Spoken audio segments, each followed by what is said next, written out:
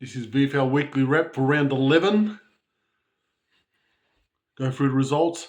Tasmania beat North Melbourne by 14 points at North Hobart Oval. 15-14, 104 to 13-12, 90. Tasmania won it in the last quarter. 8 goals, 4. North in front for 78 minutes. Tasmania for 27. Now North have lost 4 games by 19 points or under. A vital win for the Tassies. Now the game at Casey Fields saw Collingwood upset Casey by 12 points, 9-14-68 to 8-8-56. Collingwood had 27 more inside 50s, 20 more clearances. Ned Long, 34 possessions, 8 tackles, 10 clearances. Collingwood kicked the last 6 goals of that game, and Collingwood ended that 5-game losing streak. Casey's 2-game winning streak has ended. That's a body blow for them. Interestingly, this game got moved from Victoria Park to Casey Fields because there was a lot of rain during the week. I don't understand moving grounds with a day out or 2 days out before the game's scheduled. It's a winter sport, so I just say play. Anyway, now game at Carrara saw the 2 strugglers, the derby. Gold Coast beat Brisbane by 17 points, 12-13-85 to 9-14-68. The Suns had 29 more hitouts, 65 more marks. Brisbane 20 more clearances. Gold Coast were 53 points up, but Brisbane kicked the last 6 goals, so it was a smashing. For the Suns, Sam Closey, 41 possessions, 10 marks. Brisbane are rooted to the bottom of the ladder. They've lost 6 in a row. The 2 big boys, Box Hill defeated Footscray by 8 points at Box Hill City Oval, 10-13-73 to 9-11-65. Box Hill have won 4 games by single-digit margin. And that's 2 frills in a row they've won at Box Hill. They actually also had one at Dingley as well when they beat Collingwood under lights. Good win there. Now, Geelong easily beat Sandringham by 58 points at the Beach Oval, 13-16-94 to 5-6-36. Geelong pulled away in the last quarter, 6 goals to nothing. Now, Geelong have won 6 in a row, and they've won 7 in a row against Sandringham. They are the team to beat. They had 2 games clear. That loss by Sandringham has just about killed their chances now, finals, so they're not making it. Now, Frankston City Oval, Frankston got Southport by 49 points, 21-7-133 to 12-12-84. Frankston won the free kick count, 28-10.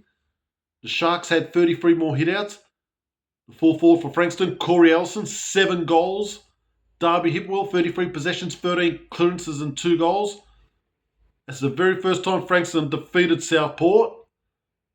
The Sharks winning the previous 6 games. Now, 3 times this year, Southport have played in Victoria and they've been belted every time. 59 points, 53 and 40. They can't win the flag. And also got a couple of injuries as well. So I seriously doubt they're going to do any damage. Frankston are flying now. They've won 5 of the last 6 games, and that loss was to Sandringham when they probably should have won. All right.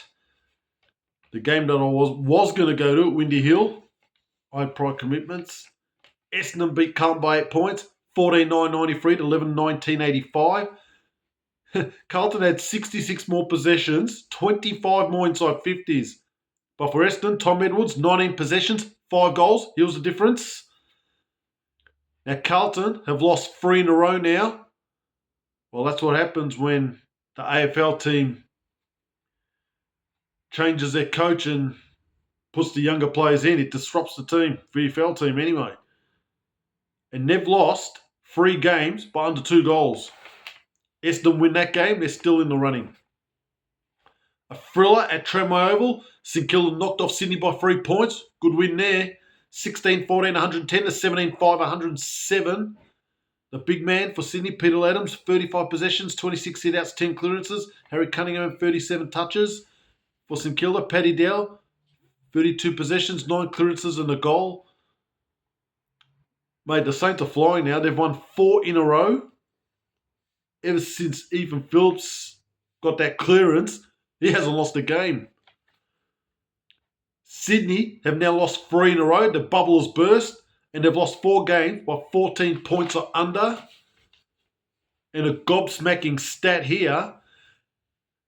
This is the first time these two teams have met in 130 years in the VFA/VFL. 130 years.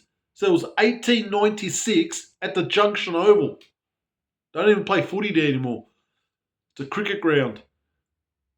And they were known as South Melbourne. 130 years. Amazing. Finally, the game at North Port Oval saw a thriller. 2 big rivals, two of the oldest teams. Port Melbourne beat Williamstown by a point at North Port Oval, 14-1600 to 15-999. Williamstown came home with a wet sail, but it was too late. 5-1 last quarter wasn't enough. They also won the hitouts, Willie, 79-15. Didn't do them any good, though. Port Melbourne have won their last 4 home games, and they've won 4 games by 14 points or under, including back-to-back thrillers, because they won a thrill against Tassie last week as well. I think the wheels have fallen off at Williamstown. They've lost 3 in a row. All heart stoppers. All heartbreakers. They had that 5-point loss to Box Hill when they kicked 11 goals 23. They lost by 18 points to Coburg last week at Coburg. Went on front in time on by a point, then copped 3 goals. And now this game. They're in trouble. Head-to-head, these two proud clubs have played 262 times each. 262. Port Melbourne lead. 139-115. 8 draws. Now, the only game I went to was Saturday at Chirnside Park between 2 standalone teams. 2 teams in very good form, red-hot form. Werribee Coburg. Well, it was the same old story. Werribee continued to boss Coburg. They whipped them. 59-point winners. 16-11-107 to 6-12-48.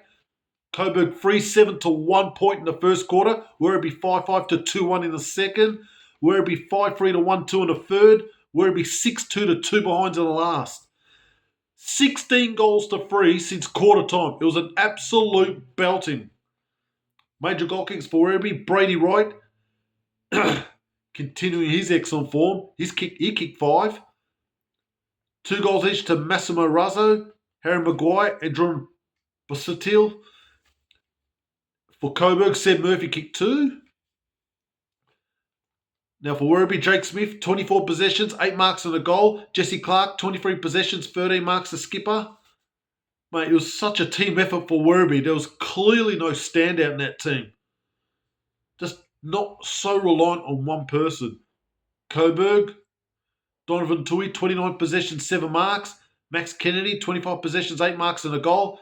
Ingo Dammersmith, 20 possessions, 13 marks. Cooper Keogh to ruck, 20 possessions, 39 hitouts, 9 clearances. I thought he had the better of Kwang Mun. Kwang Mun still had a good game, but Cooper Keogh probably just shaded him. It was a good battle. Now that wind was blowing towards the city end in the first half. I reckon it was worth 2 goals at least. And then, miraculously, that wind just disappeared in the second half. It was amazing. Now, Coburg had it in the first quarter. Werribee couldn't even get it out of past the centre. Coburg just dominated this quarter. 3 goals, 7 to 1 point. They probably should have been an extra 2 goals ahead. Because Werribee were just sitting back, just waiting. It was like a rope-a-dope tactic. They just sat on the ropes and then just attacked after that. They used it in the second quarter, 5-5 to 2-1. Now, when they came out in the third quarter, the wind dropped, as I said. Werribee's intensity was enormous. Coburg looked like the intensity was back in the change rooms. Werribee completely dominated the second half. 5 goals to 1 in the third quarter. And it was, even though they were, 4 goals up at 3-quarter time, I just knew Werribee were going to win that game. And the last quarter, I think Coburg just gave up. 6 goals to nothing. And it could have been a lot worse. Coburg just weren't in the races after half time. But I expected a very good game here. I thought there's a chance for Coburg to get Werribee. But after quarter time, they were absolutely rubbish. They were so disappointing. Coburg, Werribee, as I said, great team effort. The intensity was high. They looked far too skillful, far too good, far too organised. Coburg with that kamikaze handball style, I knew it wasn't going to work on Chirnside Park because it's a narrow ground. It just does not suit Coburg at all. And Werribee just shut them down completely. The pressure was enormous. Coburg, they weren't in the races. Werribee peaking nicely now. It was cold, overcast. There was a lot of rain the night before. The ground actually stood up pretty well. The grass was pretty good still. It was a bit of a sponge, but the ground was in good nick. And I must say, it was a 2 p.m. start, which is great for standalone battle, but that crowd was absolutely shithouse. It should have been a lot more than that. Mate, there was hardly any Coburg fans there. They just did not want to turn up. That was a shit crowd. I expected a lot more people there. Maybe it was the weather, I don't know, but for two teams that were evenly matched in red hot form, this had the makings of a great battle, but they probably made the right choice in the end. They probably knew what was coming, but that was a poor crowd.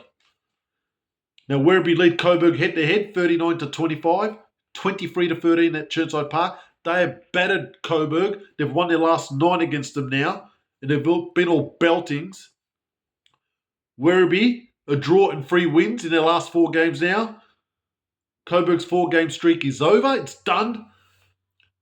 Werribee have kicked 504 points in those last 4 games, so they're scoring pretty well as well. They've scored 97, 126, 174, 107 in the last 4. They're going to be one of the teams to beat now. Coburg, back to the drawing board. That was a rat shit performance from Coburg. Enough of that. You want to subscribe? Go to Kirk Gench 8878. Press that like button. Now, the ladder. Let's look at it. Geelong is still 2 games clear. 9-1. Box Hill second, 7-3. Werribee's in third, 6.5 wins. GWS, Frankston, Port Melbourne, all 6 wins. Tasmania, 5.5. Sydney, Carlton, Williamstown are 5 wins. They're in the top 10. Sharks, St Kilda, Coburg, Essendon are all on 5 wins. So look at that. There are 7 teams on 5 wins, and Tasmania is the 8th team. They've got 5.5. That's incredible. Look, the Sharks, St Kilda, Coburg are only separated by 0.7%, and they're all sitting on 100%. Amazing. Footscray, North Melbourne, Casey, 4 wins. They're not out of it. I think the other 5 teams are gone. They're shit. Richmond, Collingwood, Sandringham, 3 wins. Suns are 2, Brisbane 1. Interesting ladder. It's shaping up now.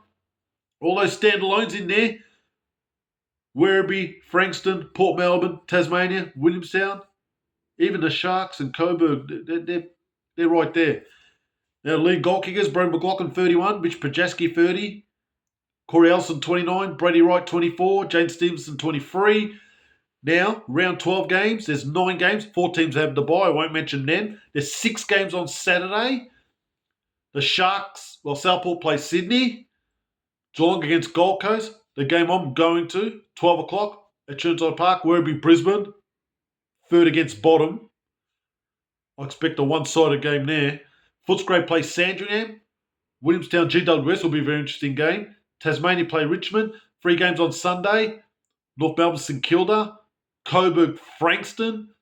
Casey play Essendon. I'll probably do a double header on Sunday. North Melbourne St Kilda Arden. Then hit the second half of Coburg Frankston. Well, that's the plan. Some mouth-watering, interesting games there as we pass the halfway point of the season. It was an intriguing round of VFL yet again. I'll see you next time.